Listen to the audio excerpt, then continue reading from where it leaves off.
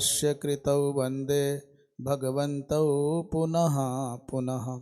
ईश्वरो गुरुरात्मेति मूर्तिभेदविभागिने व्योमवद्व्याप्तदेहाय दक्षिणामूर्तये नमः। आज भाद्रपद मास के कृष्ण पक्ष की द्वादशी तिथि, एकादशी है। आज तो एकादशी है। एकादशी तिथि अच्छा गजब है। एकादशी तिथि और दिन है गुरुवार। देखा कितना विस्मरण, जबरदस्त विस्मरण हो रहा है। हाँ, ये तो बहुत जोरदार हो रहा है। दिन क्या बताया? गुरुवार। और दिनांक क्या हो गया? 29 अगस्त 2024। परम श्रद्धेय स्वामी श्री प्रबोधाश्रम जी महाराज, परम श्रद्धेय ऋषि कल्प पूज्य श्री मिश्र गुरु जी, आप दोनों की पावन उपस्थिति को नमन करते हुए आवे केनोपनिषद के माध्यम से ब्रह्म विद्या की इस पावन सुरसरिता में अवगाहन करें।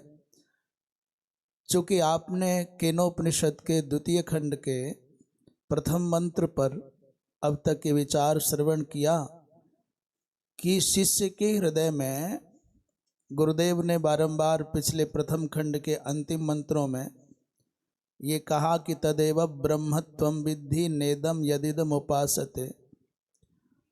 तो कहीं शिष्य के हृदय में ये अहंकार उत्पन्न न हो जाए भ्रमवशात कि अहम एव ब्रह्मा और मैं ब्रह्म को अच्छे से जान गया हूँ। तो ब्रह्म की उस ब्रह्म ज्ञान की अहंकारिता के कारण शिष्य का कहीं पतन न हो जाए, इसलिए गुरुदेव शिष्य की बुद्धि को विचलित करने के लिए कहते हैं भाई अभी तुम्हारे लिए ब्रह्म विचार का विषय है, क्योंकि जो तुम अध्यात्म दृष्टि से जान रहे हो वो भी दहरम है, और जो तुम अधिदैव दृष्टि से जान रहे हो वो भी दहर माने अल्प ही है। अस्माद एव, इसीलिए तुम्हारे लिए ब्रह्म अभी मीमांस्य है, मीमांसा का विषय है। ऐसा तो गुरुजी के उपदेश को सुनकर के शिष्य के हृदय में, गुरुजी के उपदेश को सुनकर के शिष्य के हृदय में एक बड़ा जबरदस्त सिंह गर्जना की भांति भाव जगा। भाष्यकार अपने पवित्र मंगलमयी वाणी के माध्यम से कहते हैं कि शिष्य सिंह गर्जना की भांति कहता है कि भगवान, मैं, ये जो सिंह गर्जना वाला प्रकरण आया कहाँ है?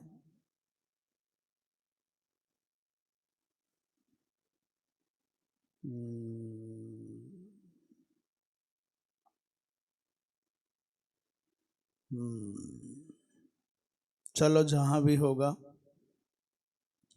तो वो शिष्य कहता है, अग्रिम मंत्र के माध्यम से कह रहा है, क्या देखें?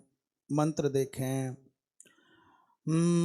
नाहं मन्ये सुवेदेति नो न वेदेति वेद च यो नस्तद्वेद तद्वेद नो न वेदेति वेद च। वो शिष्य कहता है, भगवन नाहं मन्ये सुवेदेति, मैं ये नहीं मानता कि मैंने ब्रह्म को अच्छे प्रकार से जान लिया है। सुवेद माने सुष्ठु वेद इति सुवेद इति, अहम तथा न मन्ये, मैं ऐसा नहीं मानता कि मैंने ब्रह्म को ठीक प्रकार से जान लिया है। तो दूसरा क्या कहते हैं? बोले नो न वेदेति, और सच बताऊं तो भगवान मैं इस स्थिति में हूं कि ये भी नहीं कह सकता कि मैंने नहीं जाना है। मैं ये भी नहीं कह सकता कि मैंने अच्छे प्रकार से जान लिया। मैंने अच्छे प्रकार से जान लिया का मतलब इसका मतलब जाना तो है। ये कहते हैं कि नाहम मन्ये वेदेति, मैं नहीं जानता, तो बात पकड़ में आ जाती। सुवेद कहने का अर्थ है कि वो ये कहना चाहते हैं महाराज मैंने अच्छी प्रकार से ब्रह्म को जाना, ऐसा नहीं है। और नो न वेदेति, और मैं ये भी कहने की स्थिति में नहीं हूं कि मैंने नहीं जाना है। अभी तो वेद च मन्ये हम, मुझे लगता है मैंने जाना है, नहीं जाना ऐसा नहीं है। और इस विषय को जो हम कह रहे हैं, इस बात को, नहा माने अस्माकम मध्य यह, यो माने यह कश्चित वेद, मैं जो कह रहा हूँ इस बात को हम सब जिज्ञासुओं, विद्यार्थियों के, अंतेवासियों के मध्य में से जो इस बात को समझ रहा है, मैं समझता हूँ कि उसने जाना है। यो नस तद वेद नो, मेरे कहे हुए को जो समझ रहा है, जान रहा है, वो उसको जानता है। न वेदेति वेद च, ऐसा नहीं है कि वो नहीं जानता, अभी तो जानता ही है। तो अब क्या हुआ, न वेदेति वेद च, न वेदेति वेद च माने नहीं जानता ऐसा भी नहीं है, और मैं जानता हूँ ऐसा भी नहीं है। तो ये बड़ी विचित्र बात हो गई। ये मंत्र अपने आप में एक पहेली जैसा हो गया। विषय कोई बहुत गंभीर नहीं है, पर प्रतिपादन की शैली बड़ी विलक्षण है। तो भाष्यकार की दृष्टि से इस मंत्र के भावार्थ पर हम विचार करते हैं। सबसे पहले शिष्य कहता है, यहाँ शिष्य गुरु का संवाद है, तो वो कल्पना अपने आप से करनी पड़ेगी। मान लीजिए शिष्य कहता है, नाहम मन्ये सुवेदेति, न अहम मन्ये सुवेदेति, अपितु उसका क्या, नैव अहम मन्ये सुवेद ब्रह्म इति। मैंने क्या अर्थ हुआ, भाष्यकार कह रहे हैं, भगवन भो गुरो अहम तथा न मन्ये कि ब्रह्म अहम सुवेद, मैं ब्रह्म को जान गया हूँ ऐसा मैं नहीं मानता। तो गुरुदेव ने कहा, नैव तर्हि विदितं त्वया ब्रह्म। गुरुदेव ने पूछा, तो क्या तुमने ब्रह्म को नहीं जाना? वहां शब्द देखो, प्रभु मौन तो अपनी जगह सही है, पर मंत्र बोलने में थोड़ी ना मौन हुआ करता है। हाँ, तो नैवाहम मन्ये सुवेद ब्रह्मेति, मैं उसी का मंत्र का ही दूसरे भाव से, दूसरे शब्दों से भाव व्यक्त कर रहे हैं। अहम न मन्ये कि ब्रह्म को मैं सुवेद माने अच्छे से जानता हूँ। गुरु ने कहा, तो फिर प्रश्न किया गुरु ने, तो क्या तुमने ब्रह्म को नहीं जाना? नैव तर्हि विदितं त्वया ब्रह्म इत्युक्ते, गुरु के द्वारा ऐसा कहे जाने पर आह, क्या कह रहा है शिष्य, क्या कह रहा है, बोलो। आह माने इदानीं वदति ब्रवीति, नो न वेदेति वेद च, इसको पकड़ लीजिए। नो न वेदेति, मैं नहीं जानता, वेद च, तो मैं नहीं जानता ऐसा भी नहीं कह सकता, और वेद च जानता हूं ऐसा भी कहना बहुत कठिन है। मैं नो न वेदे नहीं जानता ऐसा नहीं है, अपितु वेद च जानता ही हूँ।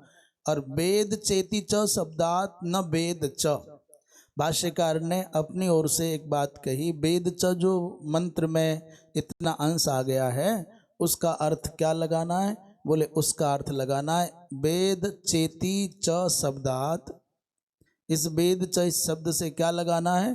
बोले न वेद च, अर्थात नहीं जानता ऐसा भी नहीं है, अभी तो जानता ही हूं।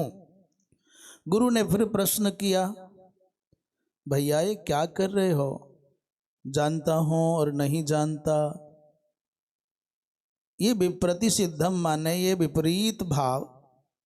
ननु विप्रतिषिद्धम नाहम मन्ये सुवेदेति नो न वेदेति वेद च, ये जो परस्पर विरोधाभासी भाव है, ये ऐसा क्यों कहते हो?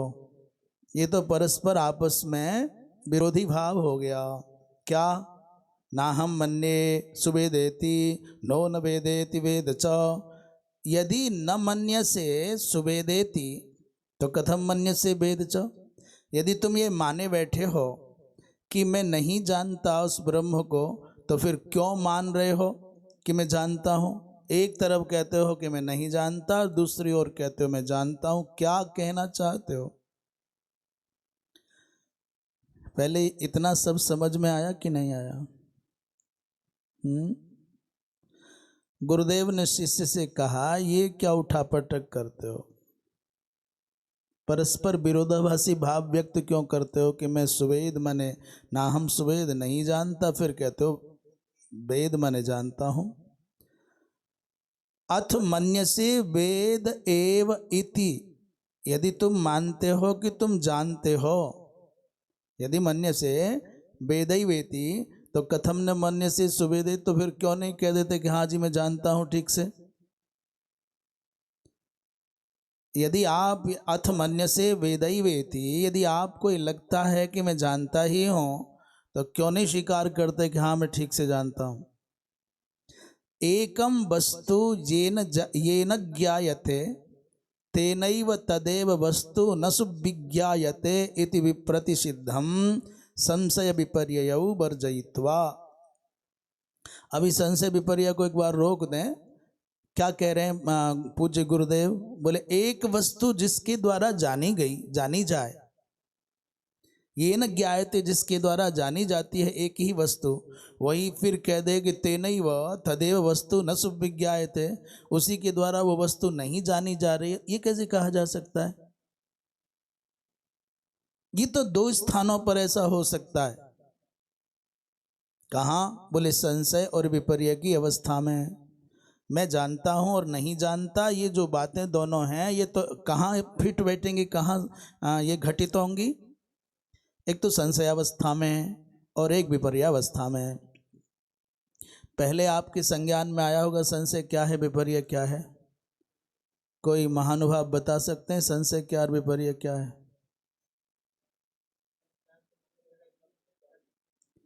ये तो रहा आपका दृष्टांत, पर संशय क्या है, विपर्य क्या है, पहले उसका स्वरूप बताओ, लक्षण जैसा। संस्कृत में या हिंदी में जब आप संशय को संशय के रूप में बताएंगे, ये संशय का लक्षण है, ये संशय का आकार है, ये विपर्य का स्वरूप है, विपर्य का आकार है, लक्षण है। अब इसको दृष्टांत में घटाएंगे। आप तो सीधे दृष्टांत दे रहे हैं। पहले लगभग हमने 2-3 बार, क्या अधिक बार ऐसा कहा है कि ज्ञान के 3 केंद्र माने जा सकते हैं। एक तो जो जैसा है उसको वैसा जानना, जैसे रस्सी को रस्सी के रूप में जानना, यह है ज्ञान। और दूसरा क्या है? बोले रस्सी है कि सर्प है, ये इसे कहते हैं संशय। और रस्सी है, बात मिट गई, मात्र स्पष्ट हो गया कि सर्प है, इसे कहते हैं विपर्य। अब इसको दूसरे उदाहरण में समझ लें। ये जगत है नहीं, माने ब्रह्म है। ब्रह्म को ब्रह्मतया जानना, ये यथार्थ ज्ञान है। पर ब्रह्म है कि जगत है, ये जगत है कि ब्रह्म है, ये भ्रमात्मक जो प्रमा है, इसे कहते संशय। और ब्रह्म का विस्मरण हो गया पूर्णतया और जगत को सच मान लिया, ये हो गया विपर्य। पर इनके लक्षण क्या हैं? तो लक्षणों में जाना होगा तो पहले चलो इस विषय को पूरा कर दें। एकम वस्तु येन ज्ञायते, एक वस्तु जिस किसी के द्वारा जानी जाती है, उसी के द्वारा ये नहीं कहा जा सकता कि वो नहीं जानता। वो कहते साहब मैं नहीं जानता, तो ये तो कैसे होगा? केवल 2 स्थानों पर ऐसा संभव है। कहाँ? बोले संशय और विपर्य वर्जयित्वा। इन दोनों स्थानों को छोड़ करके अन्यत्र कुत्रापि एतन नहीं भवितुम शक्यते। तो संशय क्या है? कहते हैं संशय है एक धर्मिक विरुद्ध भावाभाव प्रकारकम ज्ञानम संशय। ये एक धर्मिक विरुद्ध, अभी पहले इसको श्रवण कर लो, फिर लिख भी सकते हो और फिर इसका अर्थ समझ लो। एक धर्मिक विरुद्ध, एक धर्मिक विरुद्ध, बोलो एक धर्मिक विरुद्ध भावाभाव प्रकारकम ज्ञानम संशय। कैसा ज्ञान? बोले भावाभाव प्रकारक। भाव प्रकारक भी है और अभाव प्रकारक भी है। वो कैसा ज्ञान? बोले भाव प्रकारक भी और अभाव प्रकारक भी है। कहाँ? बोले एक एक धर्मिक, एक ही धर्मी में परस्पर विरुद्ध भावाभाव रूपात्मक जो ज्ञान है उसी को संशय कहते हैं। अभी उदाहरण भी देंगे, जैसे एकस्मिन धर्मिणी, एक धर्मिक का दूसरा अर्थ कर रहे हैं एकस्मिन धर्मिणी, एक ही धर्मी में भाव और अभाव का भावाभावयो हो विरुद्ध धर्म, विरुद्ध धर्मद्वयस्य, अभाव भी मान रहे हैं और भाव भी मान रहे हैं, विरुद्ध धर्म हो गया, उसका संदेह होने पर जैसे उस जो संदेह होता है उसी को संशय कहते हैं। क्या? जैसे उदाहरण के लिए बहुत प्रसिद्ध है, पर्वतो बन्हीमान बा न बा, ये पर्वत अग्नि वाला है कि नहीं है, ये संशय है। दूसरा उदाहरण देंगे, मरुमरीच का भी देंगे।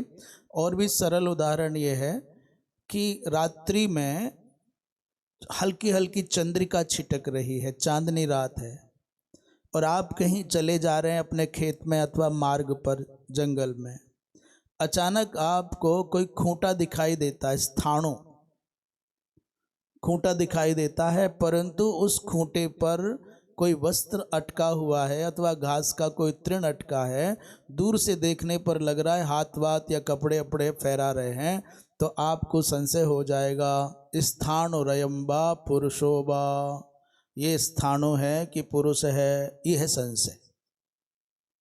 एक धर्मिणी, एकस्मिन धर्मिणी माने स्थाणु में ही भाव और अभाव, माने स्थाणुत्व का भाव और स्थाणुत्व का अभाव, अर्थात पुरुषत्व का भाव और पुरुषत्व का अभाव। यद्यपि पुरुष वहाँ स्थाणु में है नहीं, तो स्थाणु का भाव भी है और स्थाणु का अभाव भी है। भाव है तो स्थाणु माने बैठे हो, अभाव है तो अरे पता नहीं खंबा है कि पुरुष है, ये जो अवस्था है। तो विरुद्ध धर्म, दो विरुद्ध धर्मों का वहाँ जहाँ पर भ्रम होने लग जाए, संदेह होने लग जाए, उसी को संशय कहते हैं। तो इसको समझ लें, एक धर्मिक विरुद्ध भावाभाव प्रकारकम ज्ञानम संशयः, एक में ही दो की प्रतीति होने लग जाए कि रज्जु है कि सर्प है, इसको कहते हैं संशय। तो संशय की अवस्था में ये कहा जा सकता है मैंने रज्जु को जाना भी और नहीं भी जाना, मैंने सर्प को जाना भी, मैंने नहीं भी जाना, मैंने स्थाणु को जाना भी और नहीं भी जाना, और मैं दूसरा उदाहरण क्या था जो भी समझ लें फिर बाकी। विपर्य किसे कहते हैं? बोले विपर्य कहते हैं विपरीत ज्ञान को, आंखों पर ऐसा पर्दा चढ़ जाए कि मित्र में आपको शत्रु दिखने लग जाए, इसी को कहते हैं विपर्य है। जब बुरा समय आता है तो हितैषी शत्रु दिखने लग जाता है, और जो शत्रु होता है उसके प्रत्येक वचन में आपको हा साक्षात इनके जैसा तो कोई धर्मात्मा है ही नहीं। अभी जो क्या घटनाएं घटती हैं ना चारों ओर, बच्चियां जो देखने में आता है कि माता पिता की छाँव में 20 वर्ष तक, 22 वर्ष तक, न्यूनातिन्यून 18 वर्ष तक खूब आनंद से रहती हैं बच्चियां। वो भैया, वो माँ, वो पिता, वो अमुक, ये घर, ये आंगन सब मेरा। और न जाने क्या ऐसा होता है एक अवस्था आने पर कि ना ये माता पिता अपने हितैषी दिखते हैं, ना भाई बंधु अपने हितैषी दिखते हैं, और एक न जाने किसी एक के चक्कर में आकर के तो जो परकीय है उसमें स्वकीयत्व भाव हो जाता है, और जो स्वकीय हैं उनमें परकीयत्व भाव हो जाता है। इनकी हर बात विष के जैसी जहरीली लगती है और उनकी सब बातें ऐसी लगती हैं अमृत के जैसी। फिर उनके जैसा पुण्यात्मा, धर्मात्मा, सज्जन, ज्ञानी और निष्पक्ष और प्रतिष्ठित दुनिया में कोई नहीं दिखाई देता। और फिर तुम्हारे जैसा दुरात्मा, दैत्य, दंभी, पाखंडी और पापी कोई और दिखाई नहीं देता। इसी को कहते हैं विपरीत धारणा।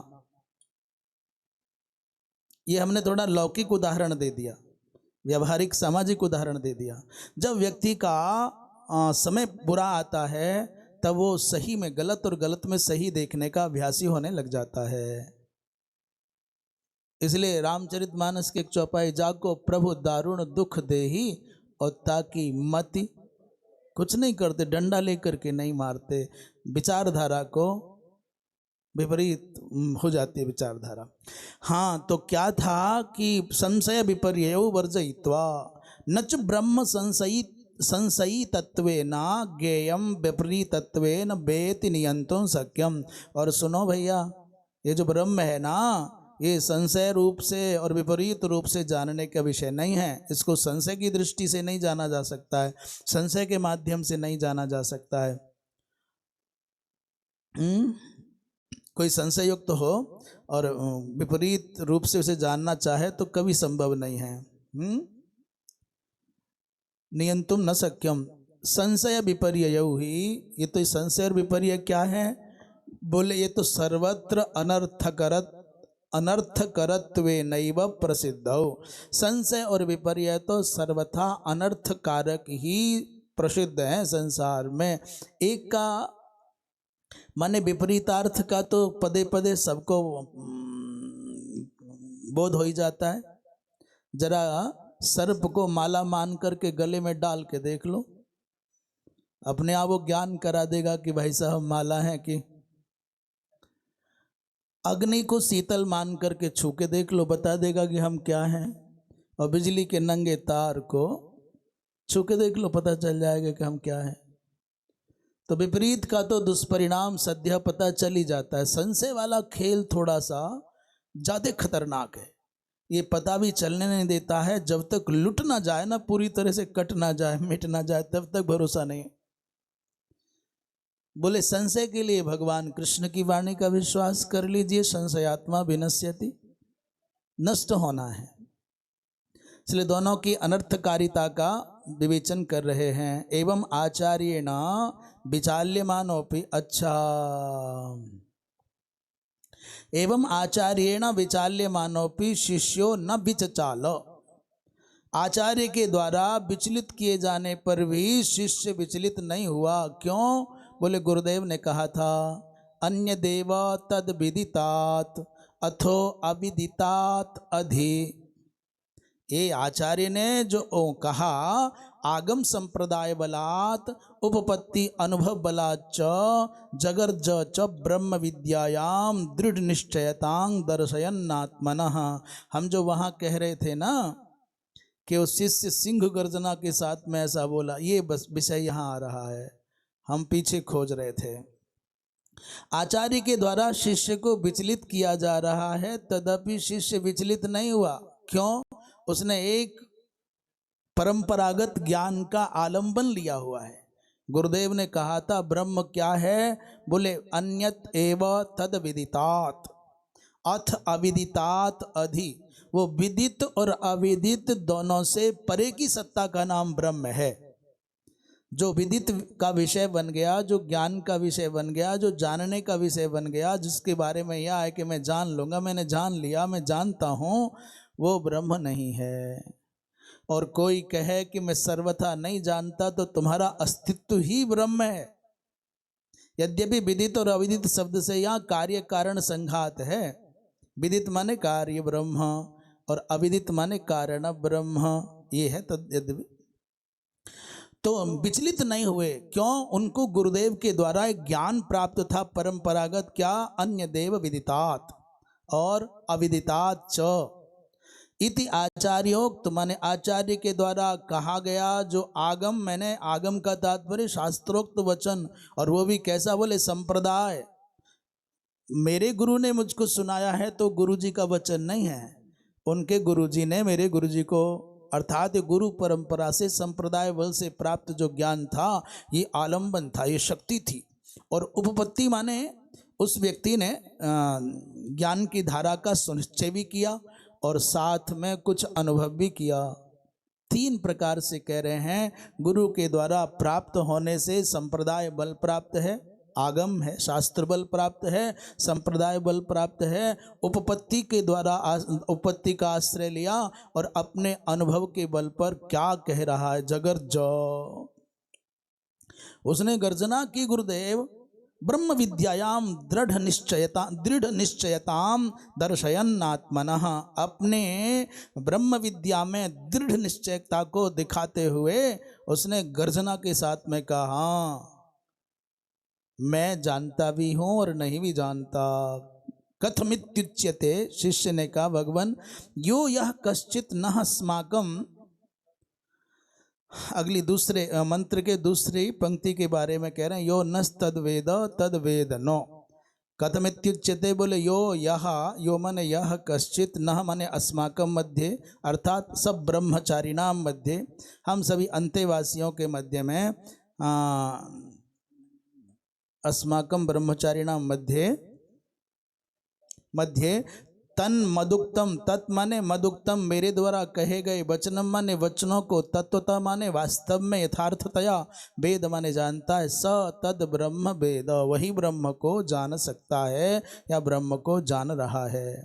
गुरुदेव ने कहा किम पुनस्तद वचनम, भाई तुम्हारे क्या वचन है, क्या कह रहे हो तुम, तुम्हारा क्या वचन है?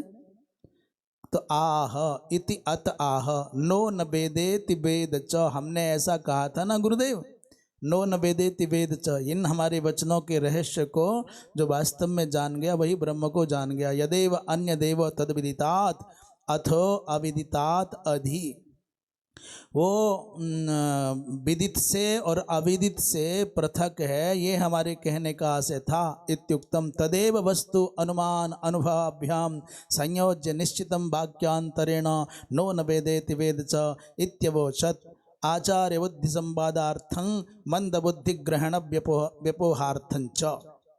तो शिष्य से पूछा कि तुम्हारे वचन कौन से हैं भाई, ऐसा कौन सा नया ज्ञान ले आए जो तुम्हारे वचनों को तुम्हारे साथियों ने जान लिया तो ब्रह्म को जान जाएगा। उत्तर दे रहे हैं, हमने कहा था ना गुरुदेव, न वेदेति वेद च, नो न वेदेति वेद च, अर्थात अन्य देव तद विदितात् और अथ अविदितात् अधि, वो ब्रह्म सत्ता विदित और अविदित दोनों से पृथक है, ऐसा कहा था। तदेव वस्तु, उसी तत्व को, वस्तु का तात्पर्य तत्व है, तो क्या अनुमान के द्वारा और अनुभव के द्वारा दोनों का संयोजन करके निश्चित करे, और वाक्यांतरेण नो न वेदेति वेद च इत्यवोचत्, वाक्यांतर से उसी बात को अनुभव और अनुमान इत्यादि का संयोजन करके सुनिश्चित करके जो बात विदितात और अविदितात पृथक कहा जा रहा था, उसी को हमने इन शब्दों में नो न वेद नो न वेदेति वेद च, इस दूसरे शब्दों के द्वारा कहा है। तो ये ऐसा कहा क्यों, बोले इसका उद्देश्य बता रहे हैं। क्या आचार्य बुद्धि संवादार्थम, पहला हेतु बता रहे हैं क्यों ऐसा कहा गया। बोले आचार्य क्या जो विचार है उस श्रुत गुरु के मुख से सुने गए विषय को संवादार्थम माने अच्छी प्रकार से हम अभिव्यक्त कर सकें, प्रतिपादन कर सकें। जब कोई विषय आचार्य पढ़ावे तो एक तो परंपरा ये है कि यत् पठितम तद गुरुवे निवेदितम, जो पढ़ा वहीं कि वहीं तुभ्यमहम संप्रददे। बोले पाठा गुरवे स्वाहा इदम गुरुवे नमः, इंद्राय स्वाहा इदम इंद्राय नमः, ये हमारा नहीं है गुरु, तुम्हें स्वाहा, तुम्हें ले जाओ। एक तो पद्धति ये है, दूसरा कहीं भ्रम रह जाए कि थोड़ा बहुत पाठ का कोई अंश हमारे साथ न चला जाए तो पुस्तक आसपास भागवत की यहीं छोड़ जाओ। एक आध कोई कण कमरे में चला गया तो फिर क्या अर्थ रह गया। और खड़े हो तो पीछे से थोड़ा अपने मूलाधार भाग के बाह्यांश को झाड़ लो, आवरणों को, कि कहीं कुछ कण न चिपका चला जाए, वहां आसन आसन पर बिस्तर स्तर पर चला जाए।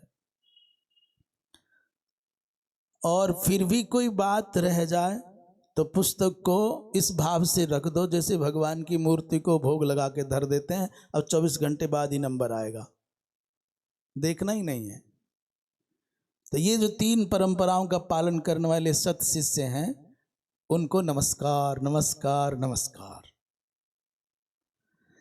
पर कोई शिष्य ऐसा होगा कि जो गुरु के द्वारा प्रतिपादित किया गया विषय है उसको यथावत सुना सकता है, सुना और सुना दे। इसकी बड़ी प्रतिष्ठा है बात की साहब। वो एकश्रुतधर है, एकश्रुति है, सुना और यथावत धारण करके सुना दिया। पर इससे भी ऊंची अवस्था का शिष्य वो है जो श्रवण करे और दूसरे शब्दों में उसका यथावत प्रतिपादन कर दे। वो यथावत शब्दों का नहीं, हाँ, दूसरे दृष्टांत उदाहरण दे करके सिद्धांत का प्रतिपादन कर दे, तो ये इस शिष्य में गुरुत्व का प्रवेश हो गया। वो शिष्य शिष्य है जो ज्यों की त्यों सुना दे, और वो शिष्य गुरु है जो प्रमाणांतर के द्वारा, दृष्टांतर के द्वारा सिद्धांत का प्रतिपादन करने की क्षमता प्रथम बार में पा जाए, तो उसके अंदर गुरुत्व आ गया। पर वो कौन है? बोले उनका नहीं पता, तीनों का, पल्लू झाड़ कथा मार का, उनका नहीं खबर भाई क्या मामला है। तो भाई क्या विषय चल रहा था? हाँ, तो आचार्य बुद्धि संवादार्थम ये जो प्रकरण हमने स्पष्ट किया, क्या अनुमान और अनुभव से संयुक्त करके, निश्चय करके, और आचार्य के द्वारा जो उपदिष्ट विषय है उसको अच्छे ढंग से प्रतिपादित करना है ये। और जो दूसरा कहा कि न वेद वेदेति च, न वेद अर्थात नहीं भी जानता, मंद बुद्धि ग्रहण व्यपोहार्थम च, ये गूढ़त्व जो भाव रखा है, ये थोड़ा रहस्यात्मक भाव रखा है, उसका कारण क्या है? उसका कारण है कहीं मंद बुद्धियों को, जो सामान्य स्तर के लोग हैं, वो व्यर्थ में विपरीतार्थ ग्रहण न करने लग जाएं, इसलिए उनकी बुद्धि से इसको बचाए रखने के लिए ये भाव रखा। इसलिए कहा कि मैं नहीं जानता, ऐसा भी नहीं है। तथा च गर्जितम उपपन्नम भवति, इसीलिए उस शिष्य की गर्जना उपपन्न है, उचित ही है। यो नस तद वेद तद वेद स, यो नस तद वेद तद वेद, जो मेरे कहे गए रहस्यों को जान गया है वही वेद, वही जानता है। आगे कहते हैं शिष्याचार्य संवादात प्रतिनिवृत्य। अब यहाँ से अग्रिम मंत्र की भूमिका आरंभ हो गई है। शिष्य और आचार्य के संवाद से अब निवृत्त हो गए, तो फिर बोले स्वेन रूपेण श्रुति ही, जो श्रुति है भगवती श्रुति अपने स्वाभाविक रूप के द्वारा समस्त संवाद निर्वृत्तमर्थमेव, समस्त संवादों से जो निश्चित अर्थ निकल करके आया है, निचोड़ा हुआ सार निकल करके आया, निर्वृत्तम अर्थम एव बोधयति, वो अब भगवती श्रुति बोधित करेगी यस्या मतम इत्यादि मंत्र के द्वारा। तो मंत्र का स्मरण कर लें। ज्ञाता अज्ञ है और अज्ञ ज्ञानी है, इस भाव को व्यक्त करता हुआ तृतीय मंत्र श्रवण करें। यस्या मतम तस्य मतम, मतम यस्य न वेदसः, अविज्ञातम विजानताम, विज्ञातम अविजानताम। पूर्णमदः पूर्णमिदं पूर्णात् पूर्णमुदच्यते, पूर्णस्य पूर्णमादाय पूर्णमेवावशिष्यते।